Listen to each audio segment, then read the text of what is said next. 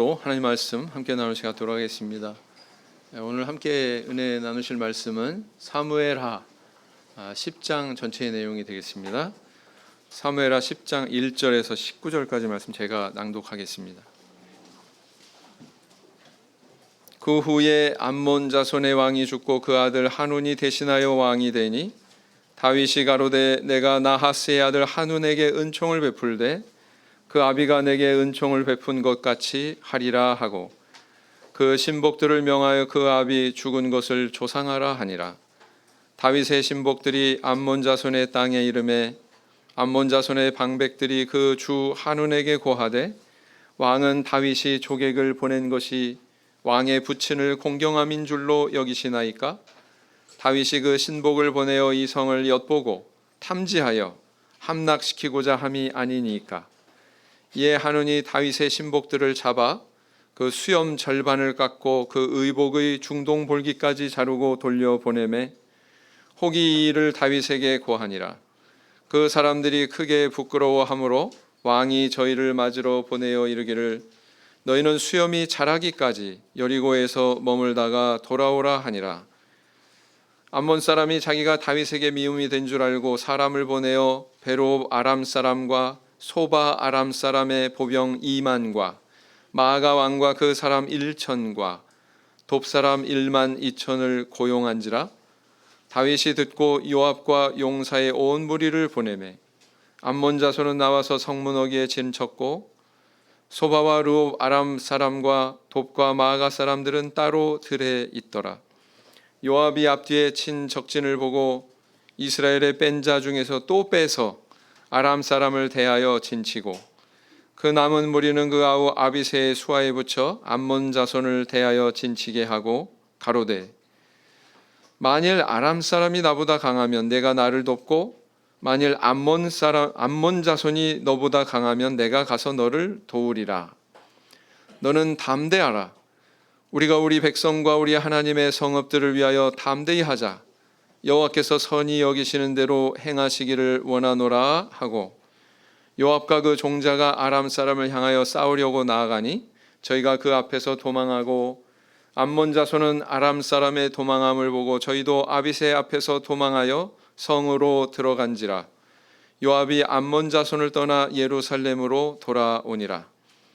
아람 사람이 자기가 이스라엘 앞에서 패하였음을 보고 다 모임에 하다데셀이 사람을 보내어 강 건너편에 있는 아람 사람을 불러 내매 저희가 헬람에 이르니 하다데셀의 군대 장관 소박이 저희를 거느린지라. 혹이 다윗에게 고하매 저가 온 이스라엘을 모으고 요단을 건너 헬람에 이르매 아람 사람들이 다윗을 향하여 진을 치고 더불어 싸우더니 아람 사람이 이스라엘 앞에서 도망한지라.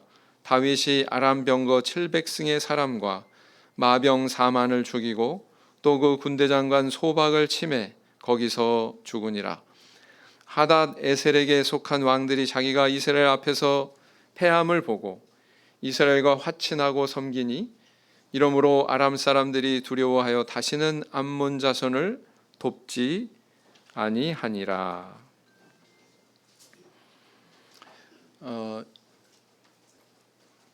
천연두라고 하는 그런 전염병을 아십니까?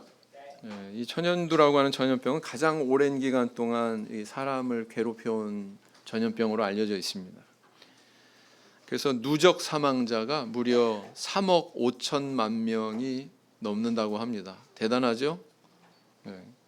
우리말로 역질 또는 마마라고 불리웠던 이 병은 대부분이 죽는 사례가 다반사였고 다행히 살아남는다고 할지라도 80% 이상이 뭐가 됐어요?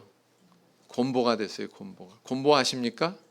지금은 이제 많이 없어졌지만 이 나이가 지긋하신 분들 가운데 막 얼굴에 막 이렇게 뭐 분화구 같은 게 잔뜩 온 얼굴에 다 퍼져 있는 그런 외모를 가지신 분들 보신 적이 있죠? 그게 바로 이제 그 곰보라고 이렇게 얘기하지 않습니까?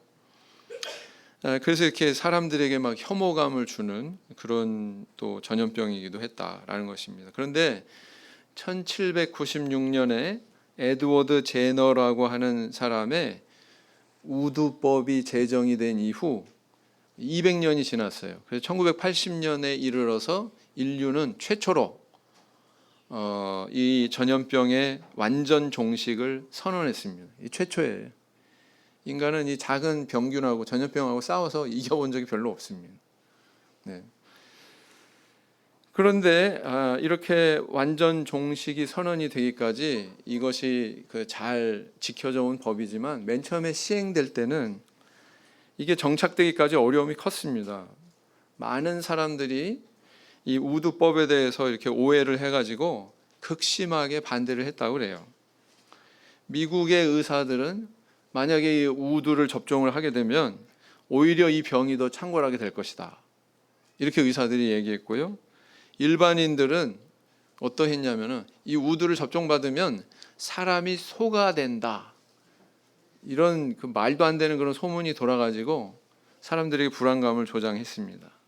그런가 하면 교회에서는 이 천연두 같은 이런 역병은 하나님께서 주신 그런 천벌인데 그걸 그냥 둬야지, 만약에 그 우두 접종하고 그런다는 것은 이것은 신성모독이다, 뭐 이렇게까지 얘기했대요. 참 웃기는 사실이죠. 네. 이런 상황에서 분별력 있는 그런 여러 지도자들과 또 왕들이 이 우두법을 시행을 했고, 이게 법제화될 그런 움직임을 보이자 성난 군중들은 찬성하는 자의 집을 불태우기도 하고요. 어떤 경우는 막 집에다 폭탄을 설치해서 위협하기도 하고요. 아주 대단히 군중이 모여가지고 그렇게 집단 행동을 하는 그런 경우도 있었다고 합니다. 그래서 이런 가운데 있었지만 점점 이 실험을 통해서 우두법의 효능이 이렇게 증명이 되면서 세상에 이제 점점 이것이 정착이 되게 됐다는 것입니다. 참 지금 생각하면 어처구니 없지만 이게 인간이 가지고 있는 역사란 말이에요. 예. 우두법 정착의 역사가 그러했듯이 이 세상 사람들이 항상 어떤 진실에 대해서 분별하고 환영한다, 그렇게 생각하기가 쉽지 않습니다. 그렇지 않을 수가 있습니다. 때로는 너무 무지해서 거기에 대해서 오해하고 반대하고 아주 적극적으로 핍박하기도 합니다. 어찌 보면 우리 신앙이 그런 처우를 당했다, 이렇게 볼 수가 있죠. 네. 사실 예수 그리스도의 복음은 죽음의 전염병에 걸린 이 인류에게 생명을 주는 백신과도 같은 그런 내용이지 않습니까? 그럼에도 불구하고 세상의 불신자들은 여기에 대해서 오해하고 받아들이지 못하고 이걸 어떤 악질 병균으로 이렇게 취급하고 있습니다. 많은 불신자들이. 사도행전에도 보면은 기독교를 가리켜서 천하를 어지럽히는 연병이다, 이렇게 표현하지 않습니까? 기독교 신앙에 대해서. 참 이런 인식을 가지고 있다는 게 참 안타깝기 그지없죠. 우리 입장에서. 우리 성도님들 혹시 내 신앙 때문에 불신자들에게 때로는 오해받고 배척받고 또 핍박받아 보신 적이 있습니까? 성경은 여기에 대해서 일찌감치 다 있을 수 있다, 그런 일이 일어난다 라고 우리에게 밝히고 있다는 사실입니다. 고린도후서 2장 15절에서 16절 말씀을 보시겠습니다. 고린도후서 2장 15절에서 16절 말씀을 보시겠습니다. 고린도후서 2장 15절에서 16절 말씀,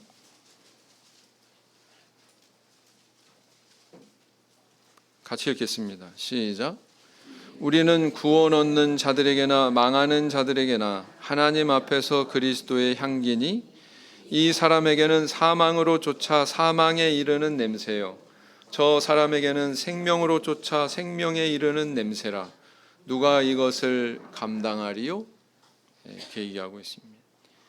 우리 성도님들이 이렇게 신앙의 길을 가면서 하나님 앞에서 가장 영예로운 일로 여길 수 있는 일이 있다면 그것은 바로 뭐냐면은 그렇게 핍박하고 그렇게 오해하고 그렇게 배척하던 사람이 그 신앙을 인정하고 하나님의 살아계심을 또 받아들이고 믿게 되는 그런 일일 겁니다. 이것이 진정으로 영적인 전쟁에서 승리하는 가장 큰 사례죠.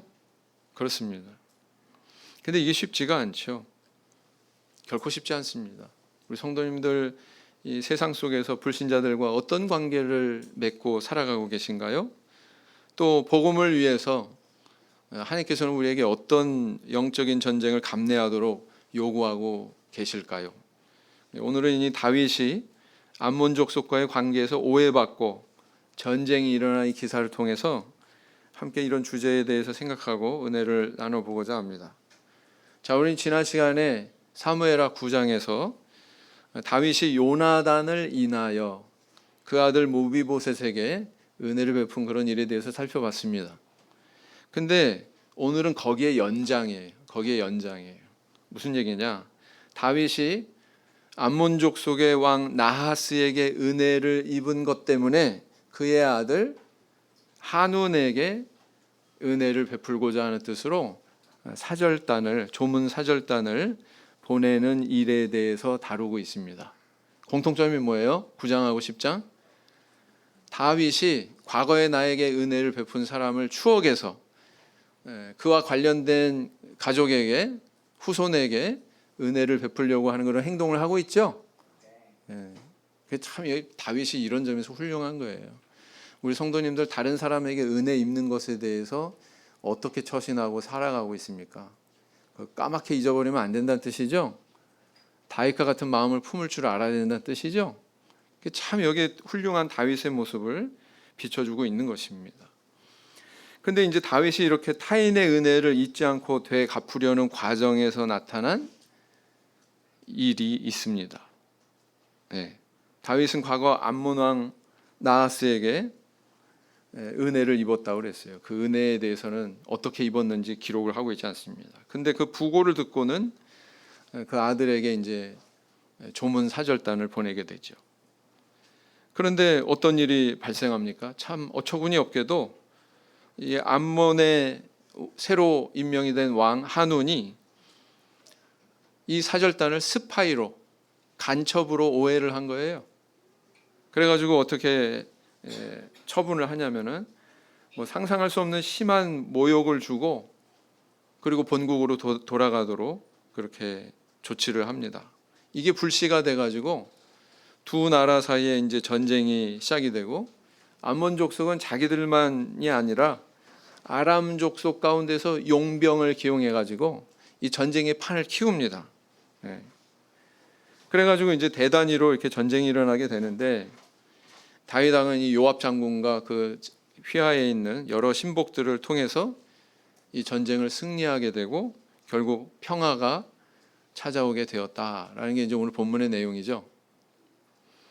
오늘 본문은 이 다윗을 오해하고 무례한 행동으로 전쟁을 일으킨 이 암몬 족속이 어떤 존재냐, 여기에 이제 초점이 있다 이렇게 볼 수가 있습니다.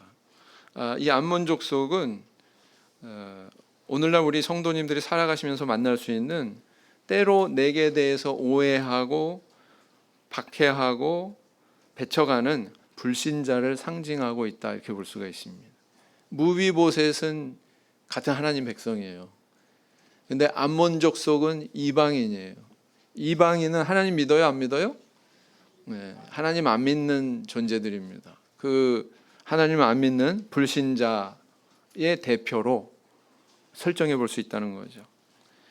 그때 우리 성도님은 어떤 신앙의 정신으로 그런 상황에서 이것을 이해하고 대처하고 극복해 나가야 될까요? 오늘 본문을 통해서 하나님께서 주시는 음성이 있다면 바로 이런 영적인 교훈입니다. 첫째는 뭐냐면 불신자는 그렇게 오해할 수 있다는 것을 용납해라 라는 것입니다. 마음을 넓혀서 불신자들은 그런 오해할 수 있다, 그렇게 행동할 수 있다는 것을 받아들이라는 것입니다. 3절 말씀, 본문 말씀 3절 말씀을 보시겠습니다. 암몬 자손의 방백들이 그 주 한운에게 고하되 왕은 다윗이 조객을 보낸 것이 왕의 부친을 공경함인 줄로 여기시나이까? 다윗이 그 신복을 보내어 이 성을 엿보고 탐지하여 함락시키고자 함이 아니니까. 다윗이 암몬 족속의 그 나하스 왕, 죽은 그 나하스 왕에게 어떤 은혜를 받았는지는 정확하게 기록하고 있지 않지만 추정해 볼 수가 있죠. 추정해 볼 수 있습니다. 아마도 이제 그 사울 왕을 피해서 막 이렇게 피난하고 하는 그런 시기에 나하스가 이 다윗에게 은혜를 베풀었던 것 같아요. 뭐 숨을 곳을 제공해 줬든지 아니면 양식을 건네 줬든지 뭐 이렇게 호의를 베풀었던 것 같습니다. 그것을 잊지 않고 다윗은 내가 그 은혜를 받았던 것을 그대로 이 한운에게, 그 아들이 되는 한운에게 내가 갚아야 되겠다, 이런 뜻으로 사절단을 보낸 거예요. 네. 아마도 이제 한운은 다윗보다도 나이가 훨씬 적었을 겁니다. 이제 젊은 나이 이제 막 왕위에 오른 그런 신출내기였을 거라고요. 그러니까 이미 이제 왕자에 올라서 중년을 훌쩍 지낸 다윗 입장에서는 저 애송이 같은 저 나하스의 아들 내가 돌봐줘야 되겠다, 이런 선한 뜻을 품었던 거죠. 그래서 이렇게 조문 사절단을 보냈는데, 그래서 나하스에 대한 경의를 표현하고자 했는데, 아니 이게 웬일입니까? 이 나하스의 아들 한우는 이 아버지의 그런 우정에 대해서 전혀 그 공유가 안 됐던 것 같아요. 네. 이것도 문제죠, 그죠? 네. 자녀에게 어떤 영적인 가치, 어떤 윤리관 이런 것들이 전승이 돼야 되는데 나하스는 참 좋은 사람이었던 것 같아요. 그런데 아들에게 전승이 안 됐다는 겁니다. 이 한우는 다윗의 사절단을 염탐 행위로 오해해가지고 아주 심하게 모욕하고 돌려보내게 됩니다. 그 모욕의 행위는 어떤 것이었나요? 구체적으로 4절을 보니까 이에 한운이 다윗의 신복들을 잡아 그 수염 절반을 깎고 그 의복의 중동 볼기까지 자르고 돌려보내매 그랬습니다. 수염의 절반을 깎았다 그랬는데요, 이걸 뭐 수염이 이렇게 긴데 거기서 절반을 잘랐다, 이 뜻이 아니랍니다. 이 본문을 보면, 원문에 보면 이렇게 좌우로 대칭이 되게 절반만 이렇게 잘랐다는 거예요, 수염을. 여러분 얼마나 우스꽝스럽겠어요, 그 모습이. 그 다음에 거기서 끝난 게 아니고 이 겉옷을 갖다가 중동 볼기까지, 엉덩이를 말합니다. 중동 볼기까지 겉옷을 잘랐대요. 이 말의 의미는 뭐냐면 하체를 다 드러내게 만들었다는 것입니다. 네. 여러분 우리 일제시대 때 우리나라도 어떤 의식이 있었어요? 사람들이 조선시대 때 사람들 갓 쓰고 막 도포자락 이렇게 휘날리면서 다니던 그 시대 사람들 어떤 생각을 가지고 있었습니까? 신체 발부 수지 부모. 그래가지고 뭐 이렇게 털 하나 깎는 것도 굉장히 삼가했단 말이에요. 그죠? 머리털 안 잘랐단 말이에요. 수염 안 잘랐단 말이에요. 근데 유대인들도 그런 관습이 있어요. 유대인들. 가끔 TV 같은 데 보면 이렇게 유대인 종교인들 보면 머리 치렁치렁 길러가지고 옆으로 이렇게 늘어뜨린 거 보신 적 있으십니까? 그 종교인들이에요. 그 사람들이 다. 비슷한 그런 관습이 있습니다, 이 사람들한테. 그래서 그 우리나라도 일제시대 때 내 목은 내가 자를지언정 내 그 머리털은 자를 수 없다, 그러면서 단발령을 거부했었던 그런 역사가 있거든요. 근데 유대인들에게도 비슷한 그런 문화와 관습이 있었기 때문에 만약에 누군가에게 수염을 잘린다, 그것은 곧 뭘 의미하냐면 엄청난 모독을 의미하는 거였습니다. 종한테나 손대가지고 막 종의 머리털이나 수염을 깎아버리지 자유인은 함부로 타인이 손 못 대게 돼 있었거든요. 그런데 그런 일을 당한 거예요. 네. 엄청난 치욕이고 모욕이었다라는 것입니다. 어디 그뿐입니까? 겉옷을 중동 볼기까지 이렇게 잘라가지고 보냈으니 참 그 지체 높은 그 다윗의 신복들이 얼마나 수치심을 느꼈을까요? 근데 이건 개인적인 문제가 아니었다는 거예요. 사절단입니다. 조문객이 아니에요. 개인적으로 간 조문객이 아니라 한 나라의 임금이 대표단을 구성해 가지고 보낸 사절단이었단 말입니다. 근데 그 사절단을 이렇게 처우했으니 전쟁이 안 일어날 리가 없죠. 이건 선전포고와도 같았기 때문에 그렇습니다. 네. 암몬 왕 한우는 왜 이렇게 무례했을까요? 왜 이렇게 오해했을까요? 문제가 뭡니까? 마음이 삐뚤어져 있기 때문이죠. 남은 나한테 호의를 베푸는데 나는 악의를 가지고서 온 것으로 오해해가지고 오히려 정반대로, 이거 뭐 감사의 선물을 보내는 게 아니라 이렇게 사절단을 이렇게 수치와 모욕을 줘서 보냈으니 도대체 이 사람 정신세계는 어떤가 궁금하지 않으십니까? 주변에서 속닥거리는 사람을 잘 만나야 돼요. 그래서 주변에서 뭔가 얘기해 주는 사람을 잘 만나야 돼요. 저 사람들이 정말 뭐 공경하기 위해서 온 줄 아세요? 저 다 간첩이고 스파입니다. 우리나라 잡아먹으려고 지금 그 염탐하러 온 겁니다. 이야기를 아주 철석같이 들은 거예요. 네. 그래서 결론은 뭐냐? 한우는 팔랑귀였다.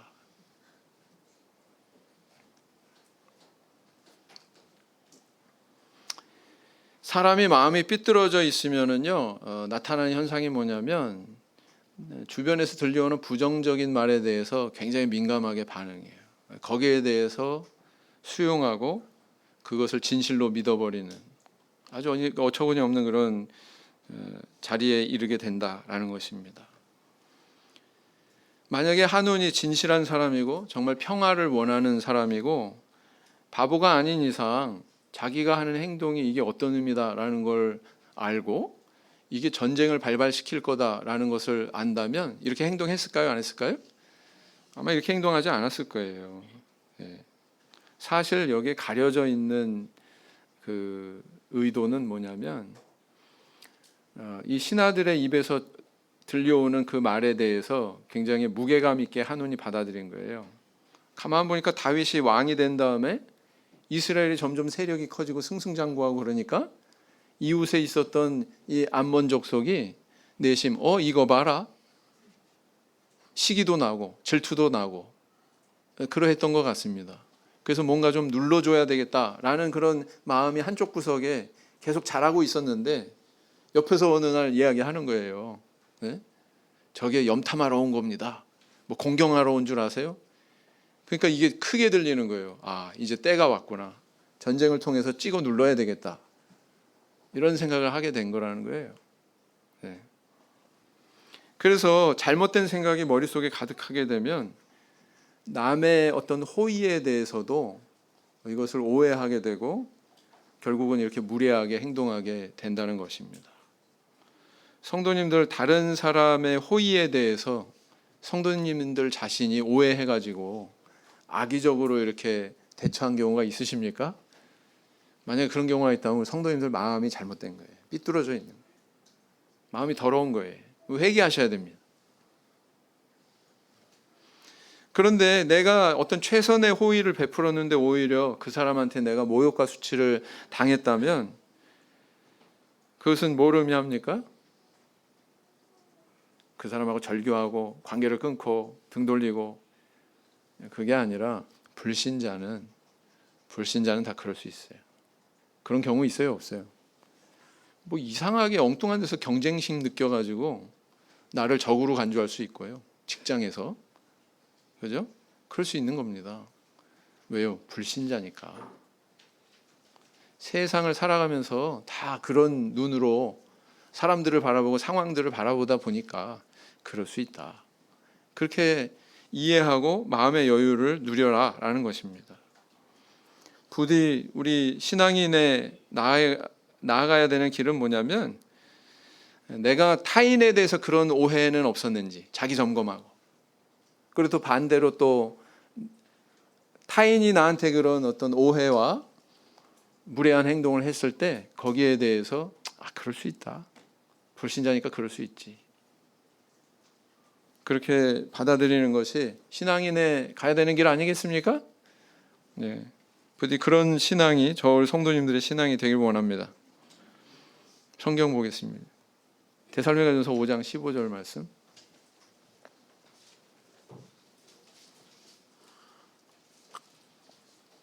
데살로니가전서 5장 15절 말씀. 데살로니가전서 5장 15절.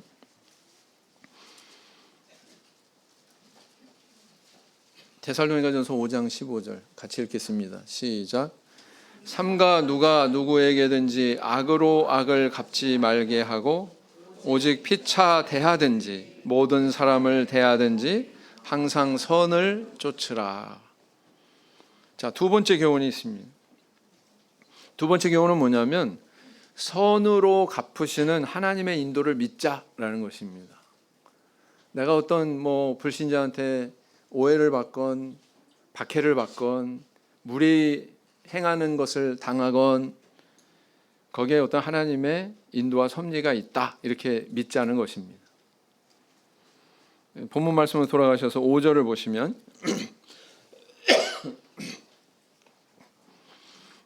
5절을 보시면 혹이 이 일을 다윗에게 고하니라. 그 사람들이 크게 부끄러워하므로 왕이 저희를 맞으러 보내어 이르기를 너희는 수염이 자라기까지 여리고에서 머물다가 돌아오라 하니라. 이 다윗이 참 섬세하죠? 그죠? 그러니까 그 사절단으로 간 그런 신복들에 대한 이런 배려나 마음 씀씀이가 또 예사롭지 않구나. 참 임금이 이렇게 하나하나 다 신경을 쓰는구나라는 것을 알 수가 있습니다. 다윗은 암몬 족속과 우위와 평화적인 관계를 유지하고자 했습니다. 평화적인 관계를 유지하려고 했는데 이 한우는 정반대로 두 나라가 전쟁하는 빌미로 지금 만들어 버린 거거든요. 이 사절단 보낸 이 일을 오늘날 우리 성도님들께서 그리스도의 복음 때문에 오해받을 뿐만 아니라 원하지 않는 전쟁의 상황에 돌입할 수도 있다. 살아가면서 있어요, 없어요? 그런 경우 있어요. 그게 이상한 일이 아니다라는 거죠. 예수님께서도 뭐라고 그러셨어요? 어떻게까지 말씀하셨어요? 원수가 집안 식구이리라. 왜 내가 저 사람하고 나하고 가족이고 혈육인데 왜 관계가 이래야 되지? 이상한 거 하나도 없다. 예수님이 이미 말씀하셨다는 거예요. 뭐라고요? 원수가 집안 식구이리라.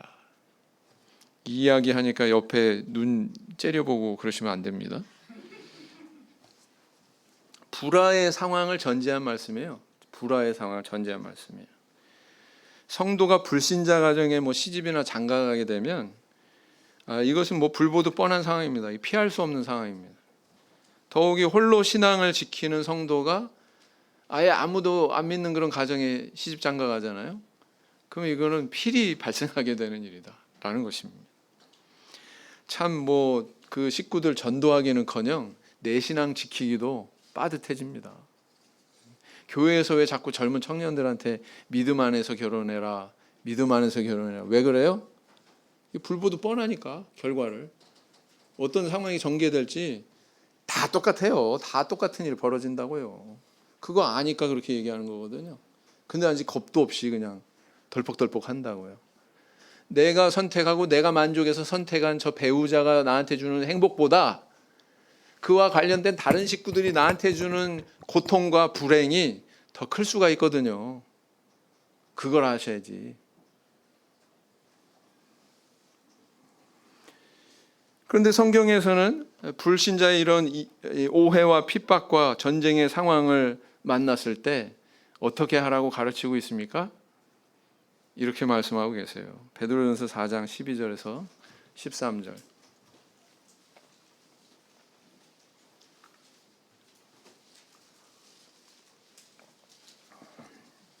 베드로전서 4장 12절에서 13절 같이 읽겠습니다.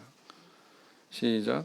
사랑하는 자들아, 너희를 시련하려고 오는 불시험을 이상한 일 당하는 것 같이 이상히 여기지 말고 오직 너희가 그리스도의 고난에 참여하는 것으로 즐거워하라. 이는 그의 영광을 나타내실 때에 너희로 즐거워하고 기뻐하게 하려 함이라. 그랬어요. 마지막에 뭐라고요? 이게 무엇을 위해서라고요? 너희로 즐거워하고 기뻐하게 하려 합니다. 이렇게 이야기하고 있습니다. 베드로 사도 베드로 서신의 첫 번째 서신에 이렇게 기록하고 있을 뿐만 아니라 예수님도 산상설교에서 뭐라고 그러셨냐면은 의를 위해서 핍박을 받으면 결론을 말씀하시죠. 기뻐하고 즐거워하라. 과정 다 생략하고 결론적으로 기뻐하고 즐거워하라. 하늘에서 너희의 상이 큼이라. 이렇게 말씀하고 계십니다. 예수님도 베드로 사도도 왜 이렇게 이야기할까요? 즐거워하고 기뻐하라. 왜냐하면은 그 끝에 하나님께서 예비하신 하늘에 속한 상, 신령한 상급이 있기 때문에 그렇습니다. 그것을 믿고서 즐거워하고 기뻐해라. 이렇게 말씀하고 계시거든요. 사도행전 16장 33절을 보시겠습니다.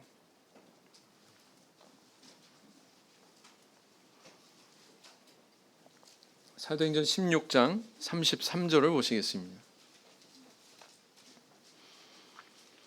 사도행전 16장 33절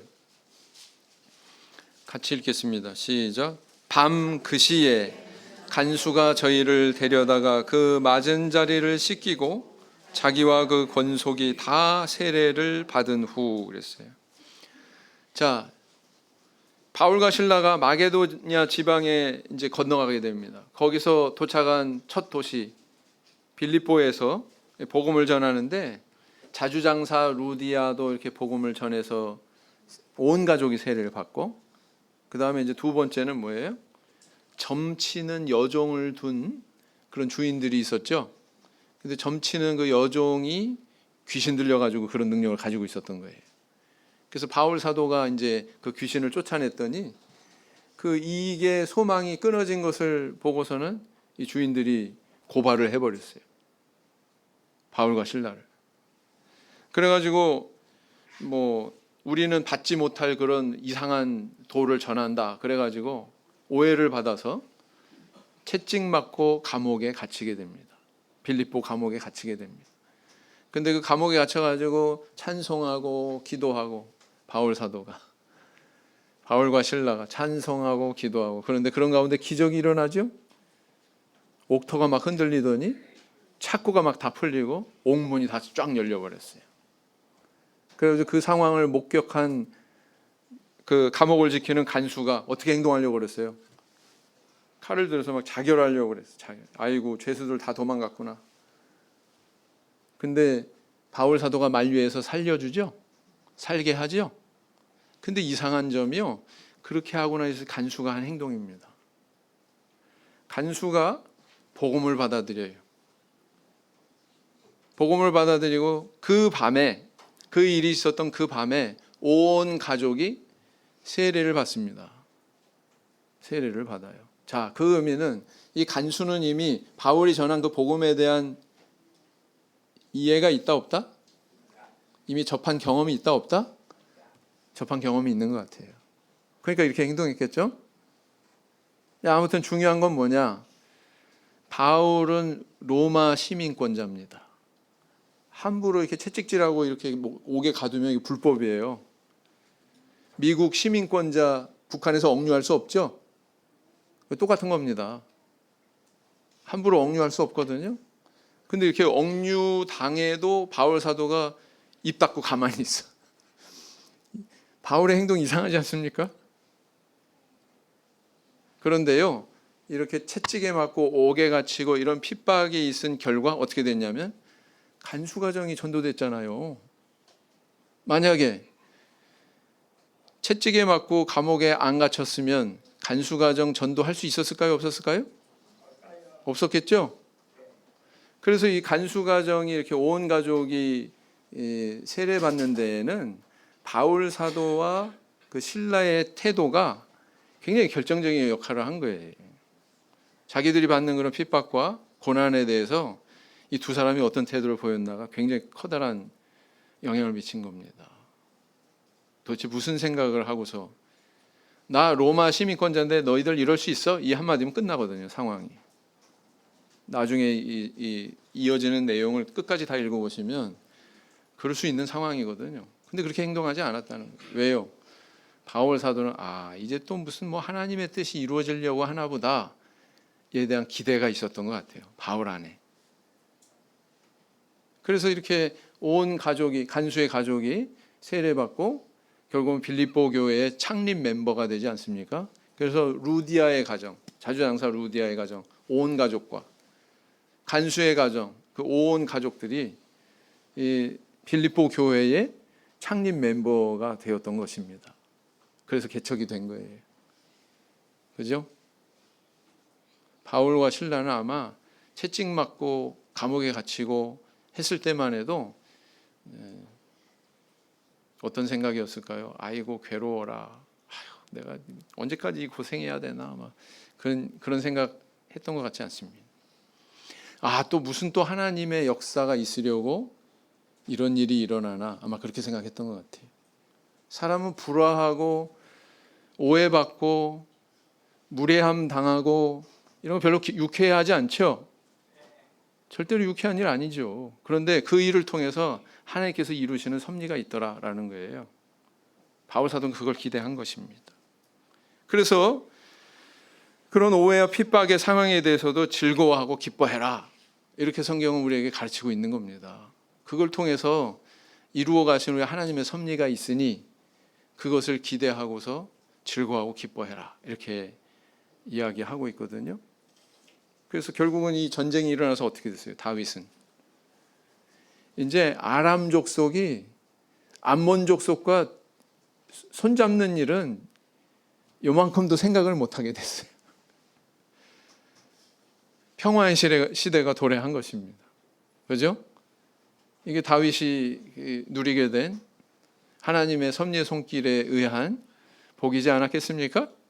네, 그렇다는 거예요. 네. 그래서 오늘날 우리도 복음을 위해서 고난받기를 두려워하지 말자. 무슨 일이 일어나면 내가 하나님 믿는데 왜 이런 일이 일어나지? 인상 찡그리고 울상되지 말자. 이것도 무슨 하나님의 놀라우신 역사가 일어나려고 이러지? 이런 생각으로 바라보자라는 것입니다. 그래야 되겠죠? 네. 그래서 부디 불신자의 어떤 오해와 핍박과 무례함의 그런 상황을 면대하셨을 때 하나님께서 이끄시는 그런 미래를 소망하시면서 나아갈 수 있는 저 성도님들 되길 원합니다. 이사야 50장 6절 말씀을 보시겠습니다.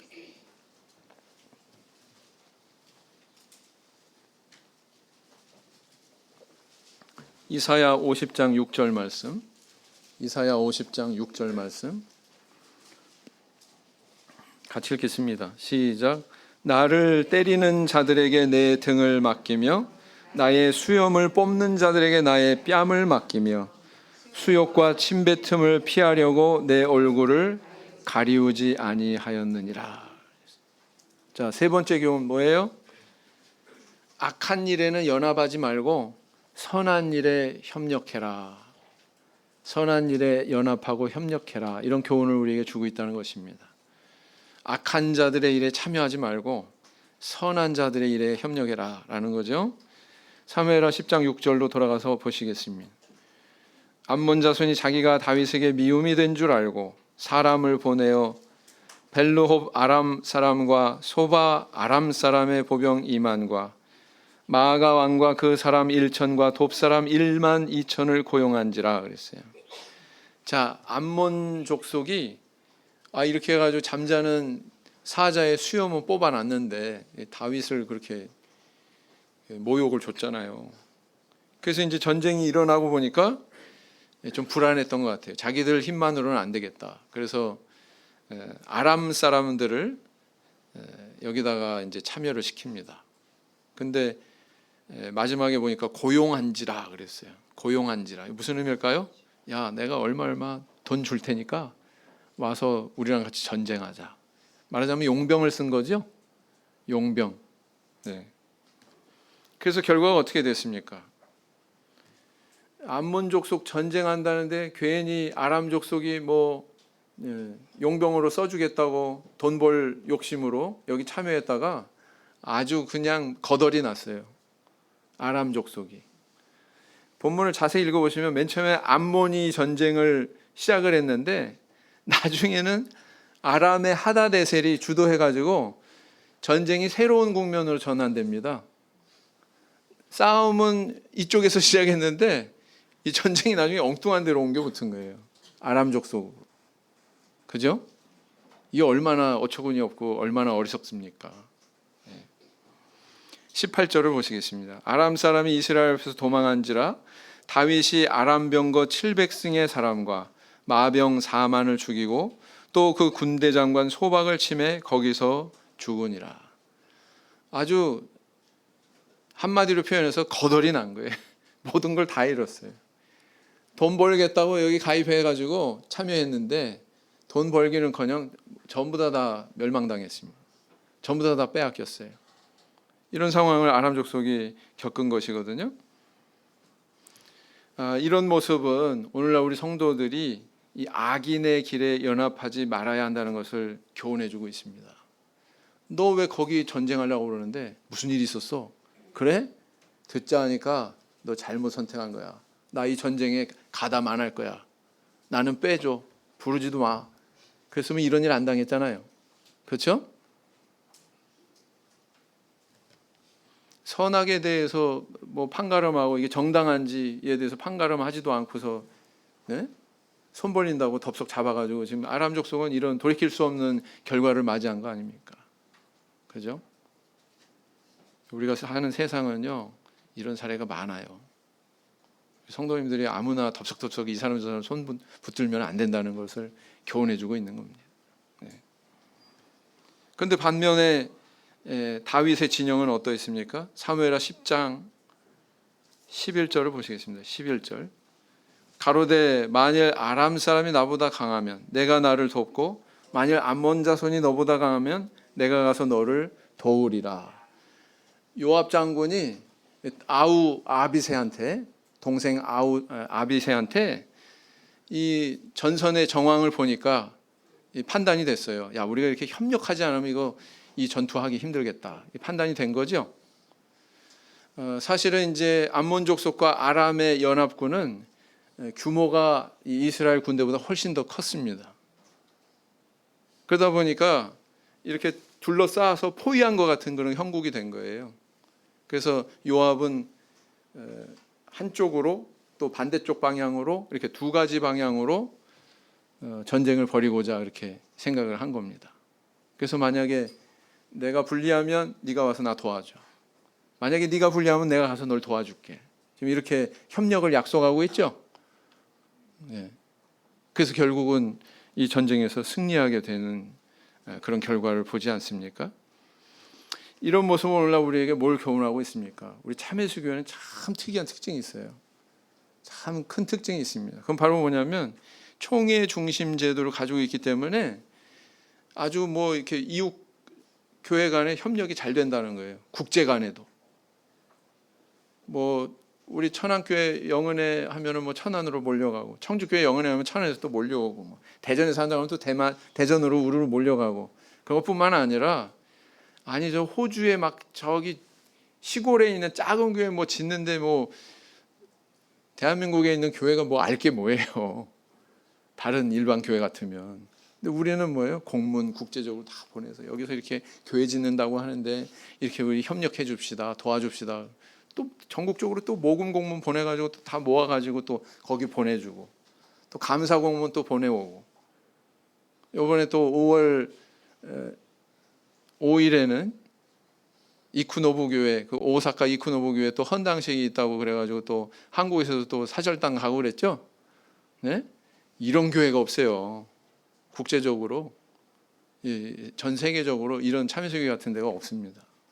일반 교회 옆에 바로 옆에 교회도 누가 있는지도 몰라요. 교류도 안 해요. 여러분 이게 진정한 우리의 연합과 협력의 모습 아닙니까? 교회다운 모습 아니에요? 네. 이런 교회는 우리 교회 안에 있다. 그래서 이것은 교회와 교회뿐만 아니라 우리 성도와 성도도 그래야 되고요. 신도회와 신도회도 그래야 되고요. 마리아에 가끔 우리 뭐 에스더 루디아 들어가서 같이 연합하면 좋으시죠? 네? 자주 했으면 좋겠죠? 네, 또 자주가 어느 정도인지는 모르지만 네. 이런 모습이 있을 때 거기에 우리가 승리하게 하는 우리 하나님의 성령의 역사가 있다는 것입니다. 네. 그래서 우리가 연합하고 협력하는 게 이렇게 좋은 거다. 선한 일에 연합하고 협력할 줄 아는 저 우리 성도님들 되길 원합니다. 부산교회 한 여자 집사님이 계셨어요. 처녀 때 우리 그 신앙 받아들이고 들어오셨는데 그렇게 아버지가 자기를 이뻐했는데 교회 다니고부터 계속 때리는 거예요. 아버지가 도망 다니다가 딱 붙들리면 얻어맞고 안 걸리면 안 붙들리면은 계속 도망 다니고 그 생활을 하다가 이제 20살이 돼서 이제 나도 결혼해야 되겠구나. 기도를 시작했답니다. 하나님, 나는 이렇게 혼자 믿다 보니까 집에서 이렇게 핍박을 받는데 제발 온 식구들이 믿는 집안으로 시집 가게 해주세요. 열심히 기도를 했는데 어떻게 됐을까요? 네?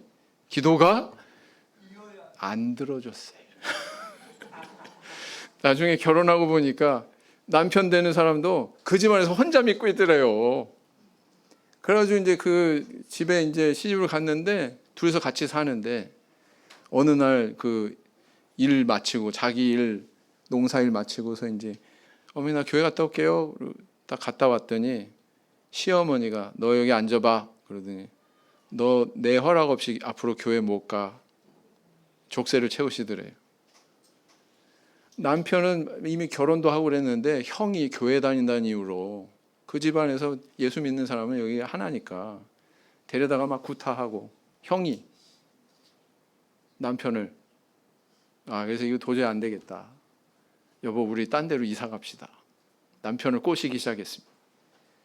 그래가지고 막 계속 얘기하니까 원래 남편들은 힘이 없잖아요. 그죠? 여자들 말 듣기 마련이지 않습니까? 그래서 이제 부산으로 이사를 갔어요. 부산으로. 그래서 이제 부산에서 이제 교회 근처에 살면서 신앙생활을 그렇게 하고 있는데 이제 뭐 친척들을 떠나서 이제 살고 있으니까 신앙적으로는 자유로운데 구남매 집안이랍니다. 구남매. 그러다 보니까 그 스라의 조카들이 많을까요? 적을까요? 얘네들이 고등학교만 졸업했다 그러면 대학 진학하겠다고 도시로 와서 공부하겠다고 그러는데 여기가 말하자면 하숙집 역할을 한 거예요. 이 자매님 집이. 그래서 매일 도시락 5개까지 싸가지고 거의 구남매 조카들 중에서 이 집을 거쳐가지 않은 애들이 없답니다. 그러니까 이제 조금씩 집안에서 보는 눈이 틀리더래요. 야, 제가 예수 믿으니까 저런가 보다. 교회 다니니까 저렇게 사나 보다. 그러더래요. 근데 그렇게 살다가 조금 지나니까 시어머님이 이제 그 손자들 좀 돌봐주겠다고 또 이 집으로 왔대요. 이 집으로 왔대요. 근데 아이고 이게 웬일입니까? 이분이 중풍으로 쓰러지셨어요. 그래서 6개월 동안 그 조카들 뭐 도시락 5개씩 맨날 싸대면서 또 시어머님도 대소변 다 받아내고 수발했답니다. 결국 시어머님이 돌아가셨어요. 그러니까 집안에 그래도 명망 있는 그런 형제들이 뭐 이렇게 또 시어머니한테 또 세례까지 이렇게 바쳐가지고 교인 되게 하셨으니까 그 뭐 재수 씨가 알아서 어머님 이제 모시라고 그렇게 이제 허락을 해줬대요. 근데 이제 그 또 반면에 막 거울을 깨고 문짝을 뭐 부수고 막 이러면서 난동을 부리는 또 형제간도 있었기 때문에 왜냐하면 제사 모신다고. 제사 모시겠다고. 그래서 이제 견디다 못해 이분이 이렇게 결심을 합니다. 그러면 딱 한 번만 제사를 모셔라. 그 다음부터 나는 추도 예배를 드리겠다. 우리 기독교식으로. 그래서 그렇게 그 제사 지낼 수 있도록 해줄 테니까 한 번만 꼭 그렇게 하시라고. 그러고는 장 봐가지고 다 음식까지 다 마련해주고 그러니 본인은 이제 딱 떠나간 거예요. 다른 곳에 자리 피했다가 이제 딱 와서 보니까 난리가 났답니다. 왜요? 그 딱 쳐다보고서 하는 첫 마디가 교회 가서 무슨 기도했어? 이렇게 물어보더래요. 그래서 무슨 일 있었냐고 그러니까 그 멀쩡한 상이 어떻게 된 건지 다리가 이렇게 꺾여가지고 위에 차려놨던 그 제사상 음식이 와장창 해가지고 밑으로 다 떨어진 거예요. 다시 차릴 수도 없고 그거 다시 올려가지고 그냥 부랴부랴 차례 지냈대요. 제사 지냈답니다. 그러고 나서 그런 일이 있은 다음에 나타나니까 물어보는 첫 마디가 뭐예요? 교회 가서 무슨 기도했어? 교회에서 기도해서 이런 일이 일어났나 보다 그렇게 생각한 거예요. 그래서 이제 이 시모께서 이렇게 돌아가셔가지고 시어머님이 돌아가셔가지고 그런 일이 있은 이후에 이분들이 이렇게 그 형제간들에 대해서 조카들에 대해서 이렇게 헌신적으로 하다 보니까 이제 하나둘씩 교회로 이제 들어오게 됐어요. 전도가 돼가지고 그렇게 돼가지고 지금 현재 그 친척들이 한 50명이 우리 교인입니다. 대단하죠? 네? 우리 청주교회 우리 성도님들은 충청도 기질이 세가지고 뭐 말도 안 하고 꿀먹은 벙어리고 막 그러면 되겠어요? 안 되겠어요? 이 부딪힐 건 부딪히고 전쟁할 건 전쟁하고 그래서 승리해야 되겠죠? 네? 부딪히고 전쟁하지 않으면 축복은 없어요. 예수님 말씀하셨잖아요. 네? 원수가 집안 식구이리라. 필연적으로 전쟁이 있습니다. 오늘날 우리 성도님들 어떤 신앙의 길을 가고 계십니까? 다윗처럼 이렇게 항상 다른 사람의 은혜를 기억하고 감사하는 태도를 가지고 사시기 바랍니다. 그 안에 기회가 있습니다. 그 안에 하나님께서 베풀어 주시는 기회가 있습니다. 그런 가운데 우리 하나님께서 혹시 이 불신자를 통해서 내 선의가 오해받고 또 무례하게 이렇게 행동하는 그런 상황을 만날지라도 절대로 실망하지 맙시다. 그 안에 우리 하나님의 섭리가 있다는 것을 믿고 믿음의 길을 묵묵히 나아가시는 저 성도님들 되시기를 예수님 이름으로 기원드립니다. 묵상기도 하시겠습니다.